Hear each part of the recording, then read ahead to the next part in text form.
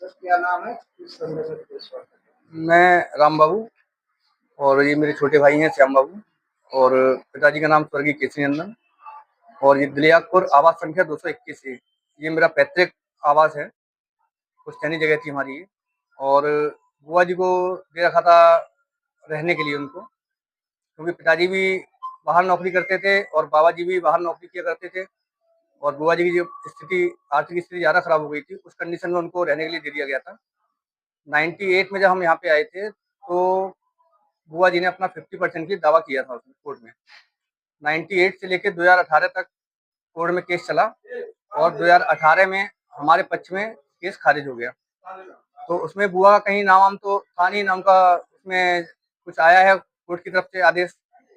अब लेकिन हमारे पक्ष में है। जब हम सोच रहे थे उनसे खाली करवाएं, उसी टाइम उनके परिवार में 2-4 कैजुअल्टी लगातार हो गई। उनके जो 2 लड़के थे, 1 लड़की और हमारे फूफा जी, 4-5 3-4 लोग जब डेथ हुए हैं, तो उस कंडीशन में हम भी उनसे कह नहीं पाए कि अब वो बड़ी बूढ़ी बेचारी बुढ़ापे में कहाँ जाएंगी। और उसके बाद कहीं से एक सनी मद्देशिया उर्फ सोनू, सन ऑफ राम सकल मद्देशिया, कुशीनगर कराने वाला हाटा कुशीनगर के निवासी हैं, ये इनके कहीं से टच में आए और इनको बुआ जी को बहला फुसला के इनसे एक फर्जी बैनामा करवा के 24/6/25 में वो बैनामा हुआ है और ना उसका भी दाखिल खारिज हुआ है। और उसमें भी नगर पालिका के जो बाबू लोग हैं उनकी पूर्ण सहमति से उन्होंने जो मेरा आवास संख्या 221 था उसका एक पार्टीशन करवाया 221A, और उसी को आधार मान के ये बैनामा करवाया गया है, फर्जी बैनामा। और मैं यहाँ कोतवाल साहब के पास भी गया। पहले जब मुझे मालूम पड़ा बुआ जी का दाह संस्कार करने के बाद, मैं सीधे 112 पे कॉल किया, वहाँ से पुलिस आई, लेकिन अब अंदर बता रहे हैं कि शायद काम वाम चल रहा था, बाहर से ताला पड़ा हुआ था। और 2-3 बार 112 पे बताने के बाद सब कुछ, कोई मतलब कार्रवाई नहीं हुई किसी तरफ से भी।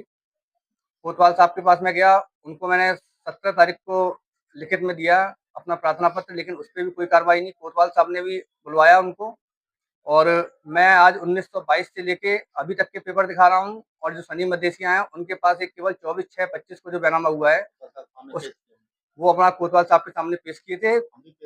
और कोतवाल साहब सीधे-सीधे बोल दिए तहसील दिवस के लिए। तहसील दिवस में गए, वहाँ भी कोई कार्रवाई नहीं हुई। और भी जो उच्च अधिकारियों हैं उनसे भी मुलाकात करी है, लेकिन मुझे मतलब न्याय नहीं मिल पा रहा है। आज मतलब योगी जी के शहर में बैठ के और मेरे साथ ये घटना घट रही है, तो शहर में और क्या स्थिति होगी। मैं चाहता हूँ कम से कम जो अवैध कब्जा जो हो रहा है, इस पे रोक लगाई जाए। मैं भले ही इंतजार कर लूँगा, जो न्यायालय करेगा अच्छा ही करेगा, हमारे हित में ही करेगा।